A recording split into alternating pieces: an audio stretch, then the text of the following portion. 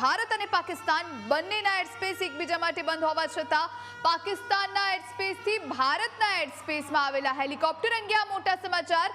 મલેશિયાની AGL એલસીસી કંપનીના 2 helicopter શાહજહાંથી Karachi થઈને fuel માટે અમદાવાદ પહોંચ્યા। આ ખુલાસો થયો છે। હેલિકોપ્ટરની ફ્યુઅલ કેપેસિટી ઓછી હોવાના કારણે વારંવાર ફ્યુઅલ માટે રોકાવું પડે છે। આ હેલિકોપ્ટરની ઓરિજિન કંપની વિદેશી હોવાથી ભારત અને પાકિસ્તાન બંનેના એરસ્પેસનો ઉપયોગ કરી શકે છે। હેલિકોપ્ટરમાં 4 પાયલટ અને 2 ફ્લાઇટ એન્જિનિયર છે। અમદાવાદથી આવતીકાલે ઇન્દોર, જબલપુર, રાંચી, કોલકાતા, બાંગ્લાદેશ થઈને મલેશિયા પહોંચશે। નોંધનીય છે કે કરાચીથી ઉડેલા 2 હેલિકોપ્ટર અમદાવાદમાં સાંજના સમયે પહોંચ્યા હતા। N118NZ અને N114DV નંબરના આ બંને હેલિકોપ્ટર ભારતીય એરસ્પેસમાં જોવા મળ્યા હતા। જાણવા મળ્યું હતું કે બંને હેલિકોપ્ટર દુબઈથી કરાચી ગયા હતા અને કરાચીથી અમદાવાદ આવ્યા હતા। ન્યૂઝ કેપિટલ ગુજરાત આ બંને હેલિકોપ્ટર અંગે આ મોટા સમાચાર આપણા સુધી પહોંચાડી રહ્યું છે। આપણી સાથે ફોન લાઈન પર આઉટપુટ એડિટર જીગર જોડાયા છે। જીગર, શું જાણકારી વધારે?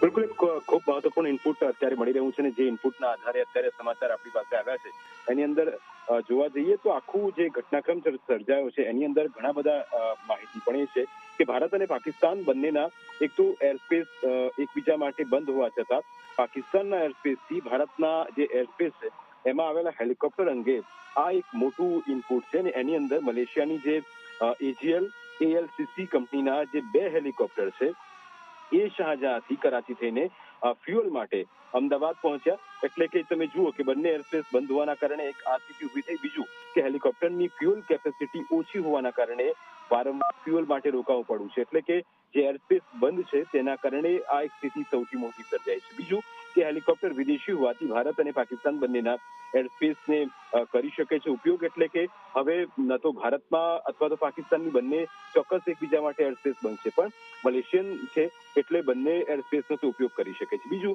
કે હેલિકોપ્ટરમાં 4 પાયલટ અને 2 ફ્લાઇટ એન્જિનિયર છે જેઓ આ ઉડાન ભરીને મલેશિયાથી રવાના થયા હતા। સાથે અમદાવાદથી આવતીકાલે ઇન્દોર, જબલપુર, રાંચી અને કોલકાતા સાથે સાથે બાંગ્લાદેશ થઈને તે પાછા મલેશિયા પહોંચશે।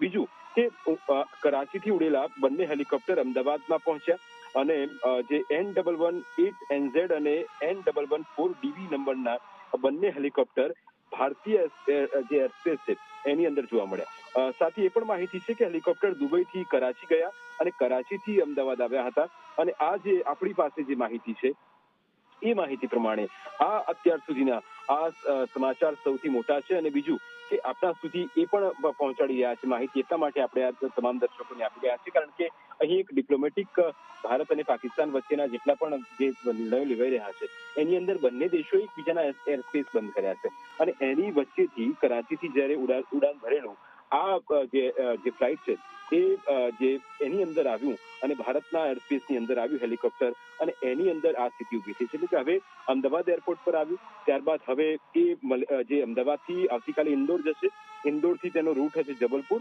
જબલપુરથી રાંચી, રાંચીથી કોલકાતા, કોલકાતાથી બાંગ્લાદેશ થઈને એ સીધું મલેશિયા પહોંચશે। એટલે કે તમે જુઓ કે ભારત અને પાકિસ્તાન વચ્ચે સ્થિતિ તંગ છે અને એ સ્થિતિ તંગ થવાના કારણે હવે જે મલેશિયન એરલાઇન્સ જે હતી એના જે બંને હેલિકોપ્ટર હતા એ કરાચીથી ઉડાન ભરી અને પછી એમને અમદાવાદ એરપોર્ટ પર તેમને એ આવ્યું અને હવે એ ફ્યુઅલ ઓછું હોવાના કારણે આ સ્થિતિ ઊભી થઈ છે। એટલે કે હવે એ સમજવા જેવું છે આખા ઘટનાક્રમમાં કે ભારત અને પાકિસ્તાન વચ્ચેના જેટલા પણ આ જે નિર્ણયો લેવાઈ રહ્યા છે એની અંદર આ એક એવો દેશ છે જે બીજા દેશ બંને એરસ્પેસનો ઉપયોગ કરી શકે છે પણ ભારત એકબીજાના એરસ્પેસનો ઉપયોગ પાકિસ્તાન નથી કરી શકતું। એટલે એ સ્થિતિ છે એટલે આ સ્થિતિ ઊભી થઈ છે। આનું બીજું ઇનપુટ પણ આપણને મળશે એમ દર્શકો સુધી પહોંચાડીશું પણ અત્યારના આ સૌથી મોટા સમાચાર અને એ સમાચાર કે હવે ઇન્દોર જશે, ઇન્દોરથી સીધું જબલપુર, જબલપુરથી થઈને કોલકાતા, કોલકાતાથી બાંગ્લાદેશ થઈને આ જે હેલિકોપ્ટર છે એ મલેશિયા જશે। જી, આભાર આપનો જાણકારી આપવા માટે।